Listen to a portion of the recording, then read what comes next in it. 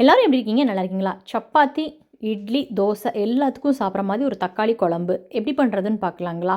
அதுக்கு ஒரு வடைச்சட்டியில் 2 table spoon எண்ணெய், 1/2 டீஸ்பூன் சீரகம், சீரகம் நல்லா பொரிஞ்சதும் ஒரு 4 பூண்டை 2ஆக நறுக்கி இதோட சேர்த்துக்கிறேன்.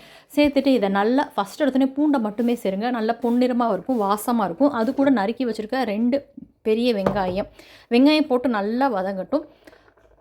மிக்ஸி ஜாரில் ஒரு 3 பழுத்த தக்காளியை 2ஆக கட் பண்ணி வச்சுருக்கேன். இப்போ அது கூடயே நம்ம காரத்துக்கு 1 டீஸ்பூன் தனி மிளகாய்த்தூள், 1 டீஸ்பூன் மல்லித்தூள், 1/2 டீஸ்பூன் சீரகத்தூள், முந்திரி பருப்பு ஆப்ஷனல், 1 கப்பு தயிர், புளிக்காத தயிர் சேர்த்து நல்லா வலுவலுன்னு அரைச்சி எடுத்துகிட்டு வெங்காயம் வதங்கியிருக்கிறதுல அந்த அரைச்ச விழுதை சேர்த்து 1 டீஸ்பூன் உப்பு, மிக்ஸி ஜாரிலே 1 டம்ளர் அளவுக்கு தண்ணி சேர்த்து மிக்ஸ் பண்ணிவிட்டு உப்பு எல்லாம் செக் பண்ணிக்கோங்க. நல்லா 10 நிமிஷம் கொதிச்சு வந்திருக்கு. உப்பு வந்து கொஞ்சம் பத்தலை, நான் இன்னும் கொஞ்சம் கூட உப்பு சேர்த்துக்கிறேங்க. அவ்வளோதான். 10 நிமிஷத்தில் வந்து ஆஃப் பண்ணிவிட்டு மல்லி இலை போட்டு நீங்கள் வந்து சர்வ் பண்ணிங்க அப்படின்னா செம்ம டேஸ்டியான ஒரு தக்காளி குழம்புங்க.